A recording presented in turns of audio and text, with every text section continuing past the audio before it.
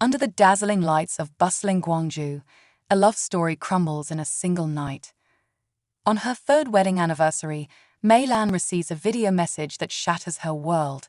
The clip, sent from an anonymous number, shows her husband, Jun Hao, entangled in a passionate embrace with his assistant Lian. The sight of their betrayal steals her breath. Mei Lan's hands tremble as she replays the video, her heart breaking into shards. When Jun Hao returns home late, a sheepish smile on his face, he carries a bouquet of roses already wilting at the edges. He offers half-hearted excuses, unaware of the storm waiting in her eyes. Mei Lan says nothing. She simply places her phone on the table, the video playing on repeat. The color drains from his face. Desperate words spill out, denials, apologies, empty promises. But it's too late. The love she had nurtured for him is gone, like a flame snuffed out in a cold wind. The break. The next morning, Mei Lan meets her lawyer. She signs the divorce papers with steady hands, refusing any claim to Jun Hao's wealth or his false affection. All she wants is her freedom.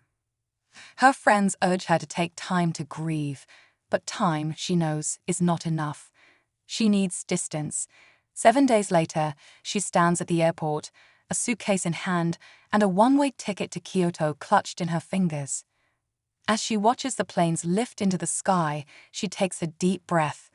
The weight of her marriage falls away. She no longer belongs to a man who betrayed her trust. She belongs only to herself. A new chapter.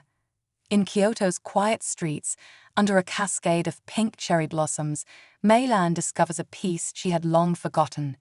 She takes a job in a small tea house, where the delicate ritual of brewing and serving tea soothes her soul. The serene rhythm of life, free from lies, begins to heal her heart. One evening, as the sun dips low on the horizon, a customer lingers over his cup of green tea. His name is Wane, a painter with ink-stained hands and a gaze full of unspoken stories. His quiet demeanor and genuine warmth draw Mei Lan in. At first, the conversations are brief. Over time they deepen, as Wane speaks of finding beauty in imperfection. Slowly, Mei Lan's heart, once hardened by pain, begins to soften. Trust renewed. One day, walking together by a tranquil river, Wane looks at her, sunlight reflecting in his eyes. "Scars are proof we've lived," he says softly, his voice like a soothing breeze.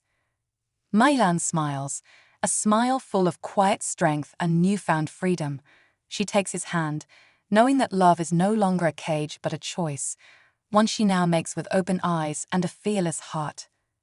Love had faded once, but in the ashes of betrayal, Mei Lan found herself, and in her own reflection, she discovered the most beautiful love of all, self-love.